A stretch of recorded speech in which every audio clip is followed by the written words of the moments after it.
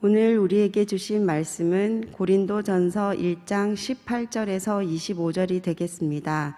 찾으신 후 저와 여러분이 한 절씩 교독하신 후 마지막 절은 다 함께 합독하시겠습니다. 고린도전서 1장 18절에서 25절입니다. 십자가의 도가 멸망하는 자들에게는 미련한 것이요 구원을 받는 우리에게는 하나님의 능력이라. 기록된 바 내가 지혜 있는 자들의 지혜를 멸하고 총명한 자들의 총명을 폐하리라 하였으니, 지혜 있는 자가 어디 있느냐, 선비가 어디 있느냐, 이 세대의 변론가가 어디 있느냐, 하나님께서 이 세상의 지혜를 미련하게 하신 것이 아니냐.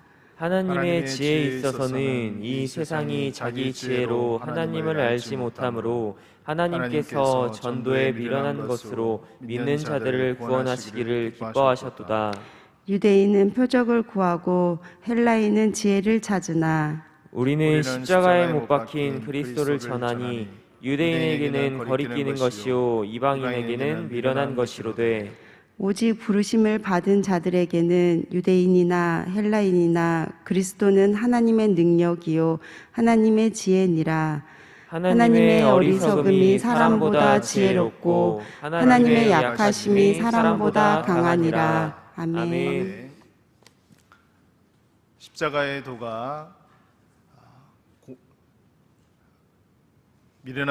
십자가의 도가 멸망하는 자들에게는 미련한 것이요 구원을 받는 우리에게는 하나님의 능력이라. 아멘.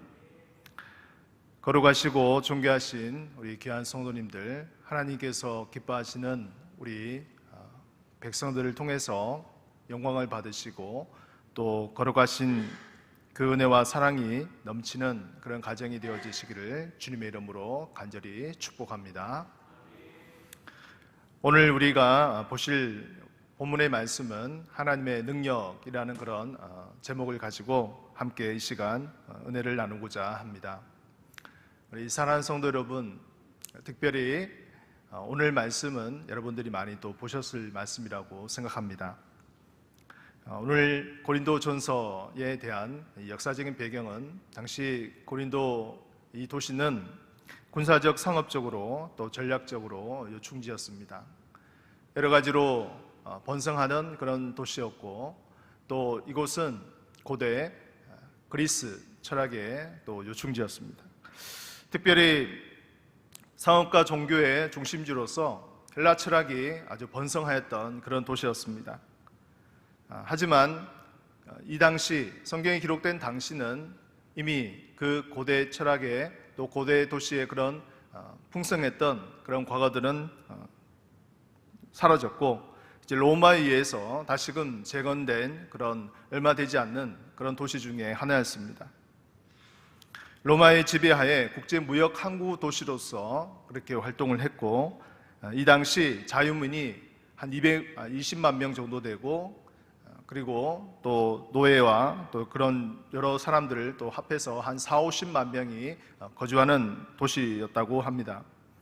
그래서 그 당시 지중해 일대의 많은 여행객들과 또한 상인들 또 백군들이 머물기를 좋아하는 그런 도시였습니다. 이곳에서는 2년에 한 번 지역적으로 체전이 열렸고, 또 로마 전국 체전이 4년마다 열렸다고 합니다. 특별히 이곳에서는 음악대회, 운변대회, 또 여러 가지 그런 많은 그런 축제들이 열리게 되었습니다. 또 많은 상점들과 극장, 경기장, 또 법정들, 또 이러한 많은 건물들이 또 있었고, 또 특별히 많은 신전들이 있었습니다. 그래서 이곳에서는 또 우상 숭배의 그런 본거지가 되었고, 또 성적 타락의 온상이 되기도 했습니다. 바울은 이렇게 많은 사람들이 또 왕래하고, 또 이곳에서 상업적으로 번성하며 종교적인 혼합주의로 인해서 또 이곳에서 있었던 이런 나라, 이 도시를 통해서 세워진 고린도 교회에 하나님의 편지를 쓰는 그런 내용이 바로 고린도 전서의 내용입니다. 오늘 본문 19절, 20절 말씀을 한번 보도록 하겠습니다. 기록된 바 내가 지혜 있는 자들의 지혜를 멸하고 총명한 자들의 총명을 폐하리라 하였으니, 또한 지혜 있는 자가 어디 있느냐? 선비가 어디 있느냐? 이 세상의 변론가가 어디 있느냐? 하나님께서 이 세상의 지혜를 미련하게 하신 것이 아니냐? 아멘. 하나님께서 이 세상의 지혜에 대해서 패하신다라는 그런 말씀이 나옵니다. 사도 바울이 이렇게 이 세상의 지혜와 총명을 패하신다고 말씀하셨을 때 과연 우리는 이런 질문을 던질 수가 있을 것입니다. 이 세상의 지혜가 그러면 다 나쁜 것인가? 또 이 세상의 지혜를 왜 패하신다고 말씀하시는가? 당시 고린도는 상업적으로 많이 발달하고 또 많은 그런 소득이 있었던 도시입니다. 지성의 도시입니다. 비록 로마의 지배 아래 있었지만 고대 시대로부터 흘러왔던 그 헬라 문화들이 계속해서 이어져 오고 있었습니다. 소크라테스, 플라톤, 아리스토텔레스 이런 걸출한 철학가들을 배출해낸 도시입니다. 사도 바울이 사도행전에 복음을 전할 때 아덴에서 증거했던 그런 장면이 나오는데 이곳에서도 두 유명한 철학자들의 제자들과 논쟁을 벌이는 내용이 나옵니다. 사도행전 17장 18절 말씀을 같이 읽겠습니다. 어떤 에피쿠로스와 스토아 철학자들도 바울과 쟁론할세 어떤 사람은 이르되 이 말쟁이가 무슨 말을 하고자 하느냐 하고 어떤 사람은 이르되 이방 신들을 전하는 사람인가 보다 하니 이는 바울이 예수와 부활을 전하기 때문이로라. 아멘. 여기서 에피쿠로스 학파와 스토아 학파라는 그런 학파가 좀 나오는데요. 이 에피쿠로스 학파는 모든 그런 존재는 원자로 구성되어 있다라고 그렇게 주장합니다. 그리고 또 신들도 이 원자로 구성되어 있다고 합니다. 그래서 물질적인 현상은 있지만 영혼은 없다고 주장하는 학파입니다. 그래서 신에 대한 절대적 믿음과 의지를 하지 않습니다. 그 대신 그들은 검소한 생활로 인해서 자기 만족, 자기 마음의 평화를 주장하는 자들입니다. 그래서 마음의 평화, 아타락시아를 그들은 주장하면서 그것이 이루어졌을 때 진정한 쾌락과 만족을 추구할 수 있다고 합니다. 이들의 처음 단계에서 시작했을 때는 어떻게 보면 정신적인 그런 만족, 정신적인 가장 고상한 그런 어떤 이치를 추구하는 그런 학파였지만 점점 더 시간이 흘러가면서 육체적인 쾌락을 추구하는 그런 쾌락주의의 그런 대표가 되었습니다. 또 이 스토아파라는 학파가 나오는데요. 이 스토아파는 조금 다른 게 이성과 또 한계를 가진 인간의 존재를 인정합니다. 그래서 이 인간이 가장 인간의 본연의 모습으로 자연의 모습으로 돌아가야 된다라는 그런 것을 주장하는 자들입니다. 그래서 자연에 있어서 가장 잘 순응하고 반응하는 그런 모습이 바로 인간 그 자체가 결국 가장 고상하다라고 이야기합니다. 그리고 그 인간 자체, 자연주의로 돌아간 인간을 마치 신과 같이 그렇게 주장했습니다.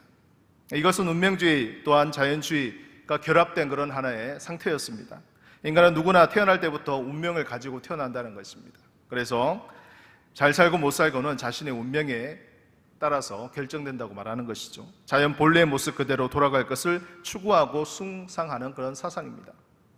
사도 바울은 이런 두 철학자와의 제자들과 또 논쟁을 벌이고 그 그리스 지방을 다니면서 또 여러 많은 그러한 고대 헬라 철학의 그런 모습들을 보게 되었을 것입니다. 그때 사도 바울이 전했던 그 복음, 즉 십자가의 복음이죠. 그 복음을 전할 때 얼마나 많은 이런 철학적인 배경을 가진 자들과 논쟁을 벌이면서 이들에게 이러한 세상의 지혜가 하나님의 복음을 받아들이지 못하는 가장 큰 장애물이 되었음을 그는 깨닫게 된 것입니다.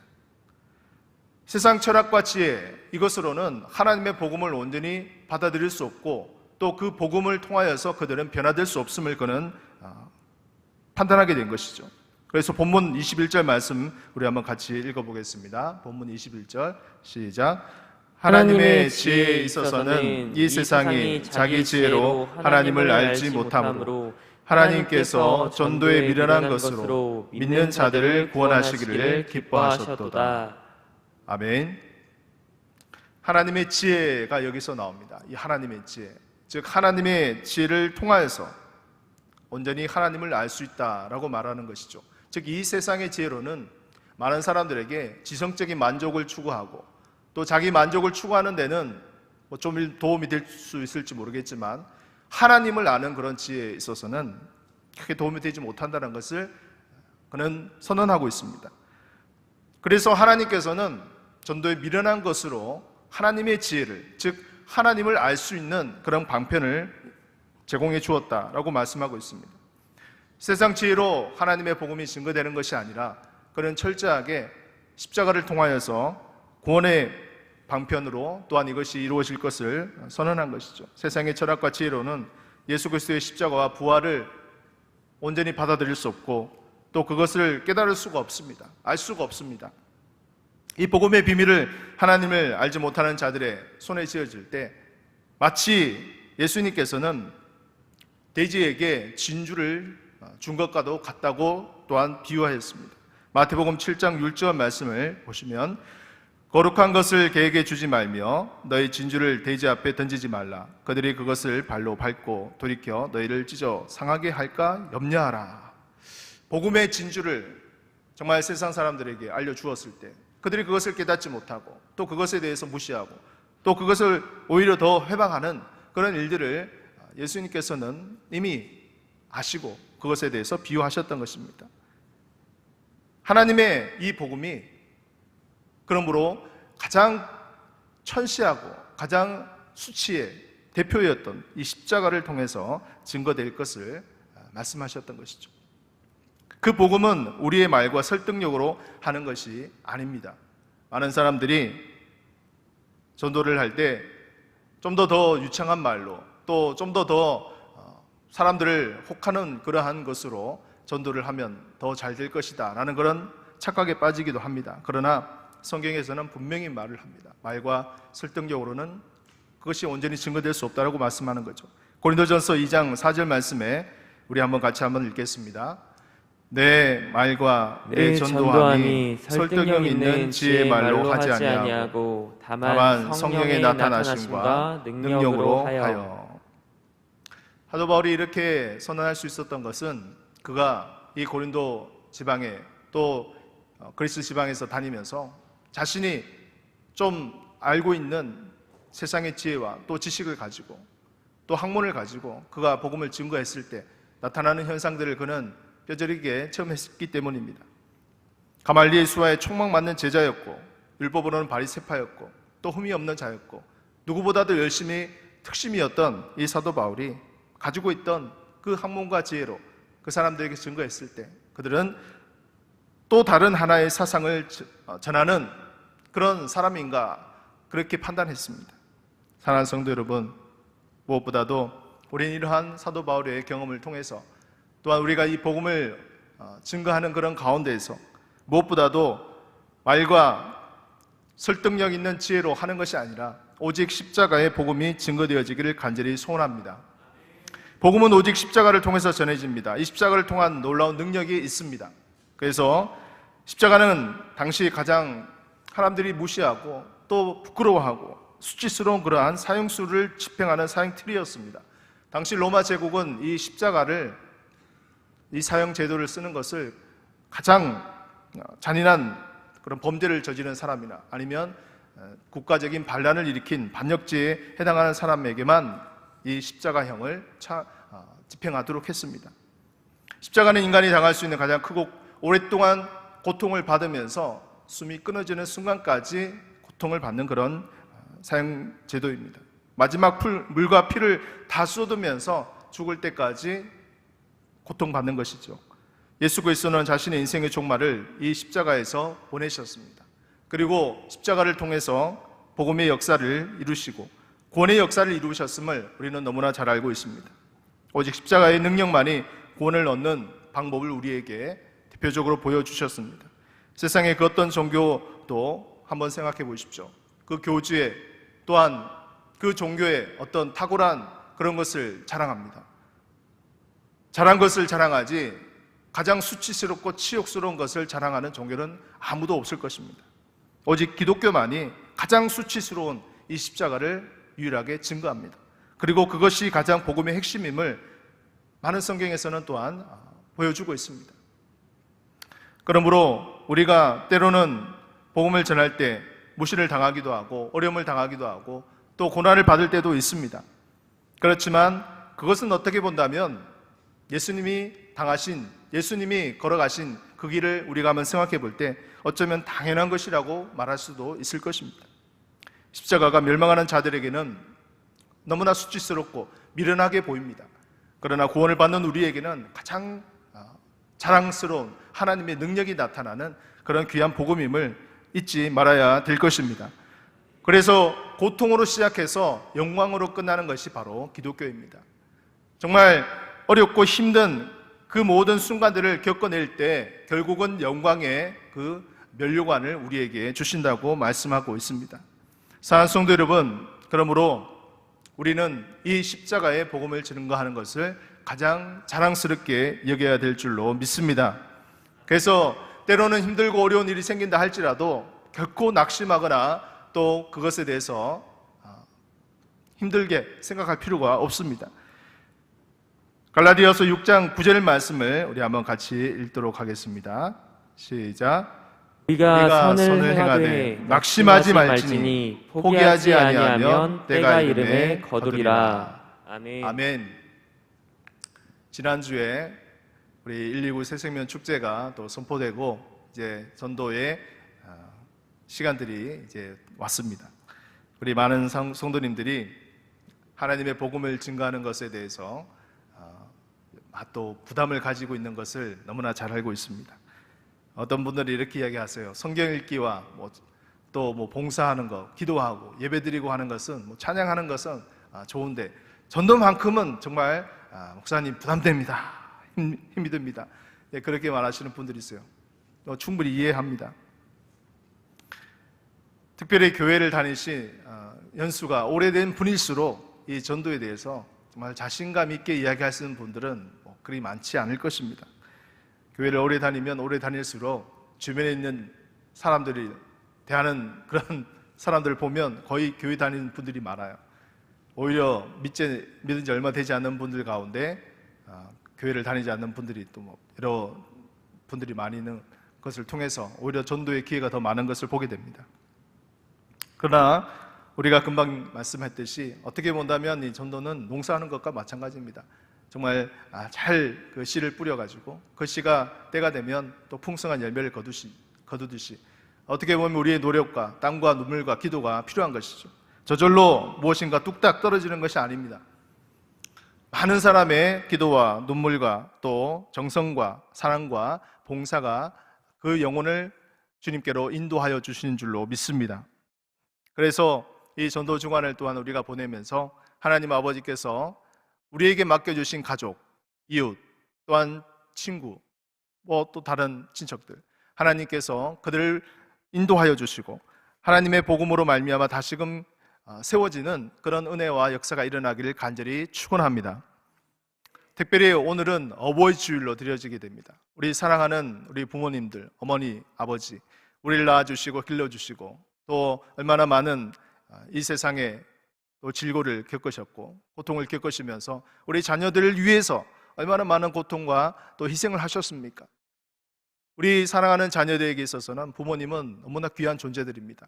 그렇다면 가장 귀한 효도는 좋은 선물을 사드릴 수도 있을 것이고 또 자주 또 우리 관심을 표현해 줄 수도 있을 것이고 사랑을 표현해 줄 수도 있겠지만 하나님의 복음의 그러한 원리로 볼 때는 정말 그들에게 하나님의 복음이 증거되어지고 또 그 복음이 그들을 통하여서 역사하여 주시고 또 그들이 진정으로 하나님의 자녀가 되고 하나님의 백성이 되는 것이 가장 큰 효도의 선물인 줄로 믿습니다.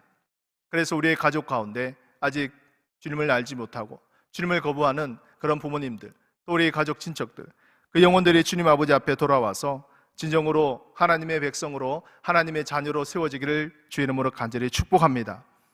그래서 그 영혼들에게 하나님께서 십자가를 통해서 변화시켜 주시고 은혜를 베풀어 주실 때 우리는 가장 큰 기쁨을 느끼게 되는 것이고 가장 큰 만족을 누리게 되는 것이고 가장 큰 행복을 우리가 만끽하게 되는 것입니다.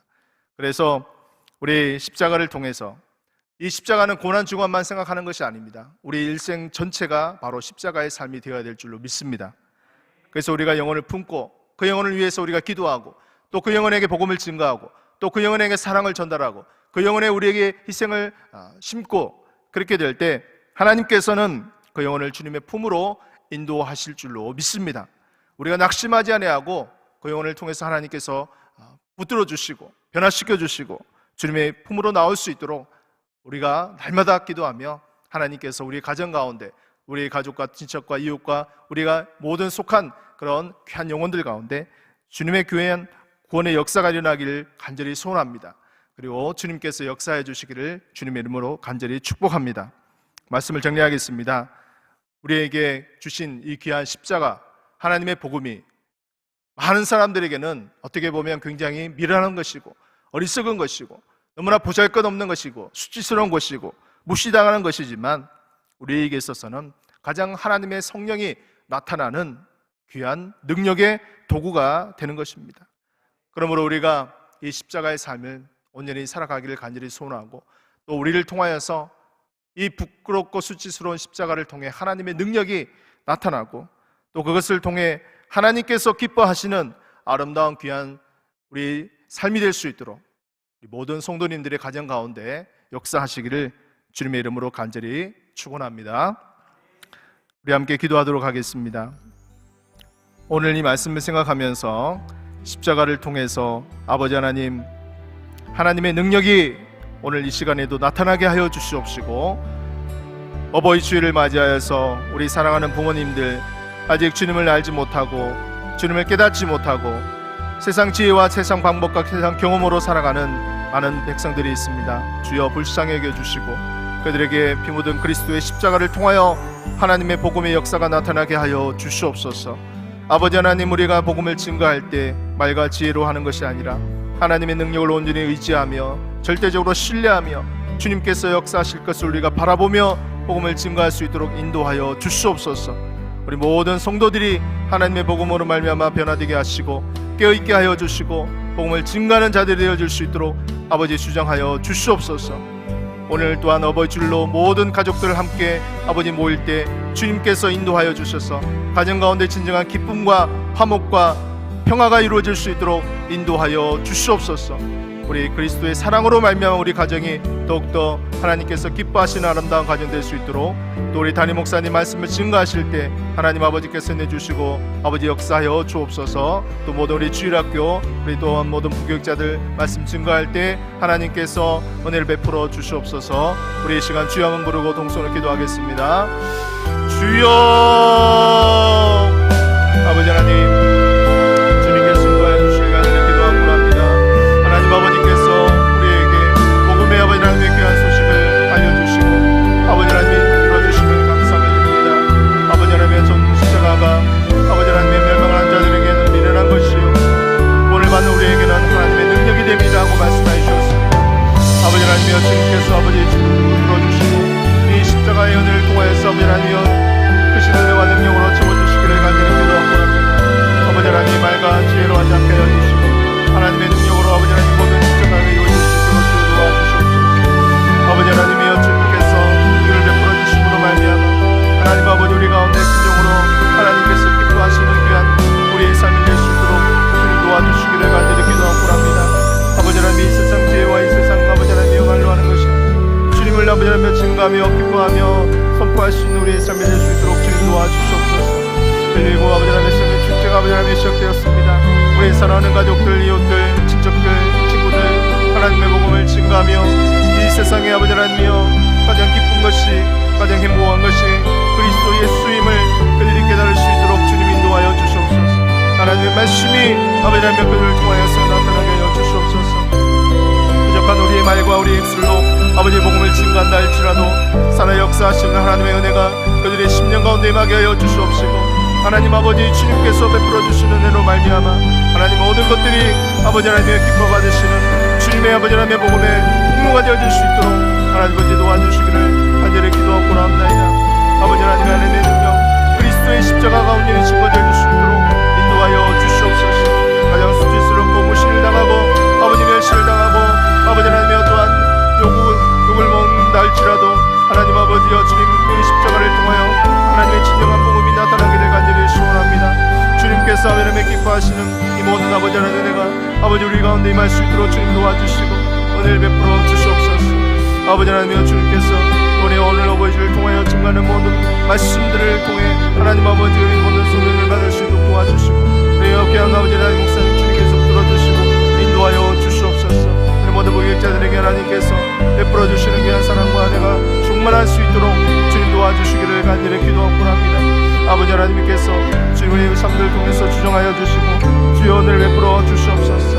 은혜를 베풀어 주시옵시고 아버지 하나님 주님께서 아버지 하나님의 크신 사랑으로 역사해 주시기를 간절히 기도하고 합니다. 아버지 하나님 주님의 귀하신 아버지 하나님 역사가 나타나게 하여 주시기를 간절히 기도하고 합니다. 아버지 하나님 주님께서 은혜를 베풀어 주시기를 간절히 기도하고 합니다. 하나님의 크신 사랑으로 주여 인도하여 주시옵시고 오늘 하루 아버지 하나님의 주님의 말씀 가운데 오늘의 아버지 하나님의 깨달음을 할 수 있도록 주여 도와주옵소서.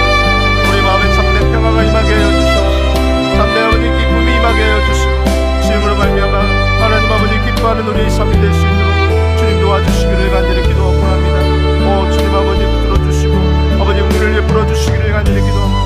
하나님의 크신 사랑으로 주여 덮어주시고 인도하여 주시기를 간절히 기도하고 합니다. 우리 모든 삶을 통하여 하나님께서 아버지 하나님이여 주님을 인도하여 주시고 주님의 크신 사랑으로 우리를 붙들어 주시옵소서.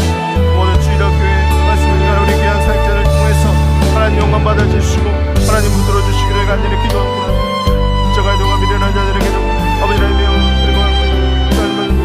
자들에게는 미련한 것이 아버지 하나님 주님의 예수님께서 붙들어 주시고 우리 삶들 가운데 하나님 아버지께서 주님 지금 도와여 주시기를 간절히 기도하고 합니다. 주여 붙들어 주시고 아버지 우리 삶들을 통해 하나님 영광 받아 주시기를 간절히 기도하고 합니다. 주시옵소서.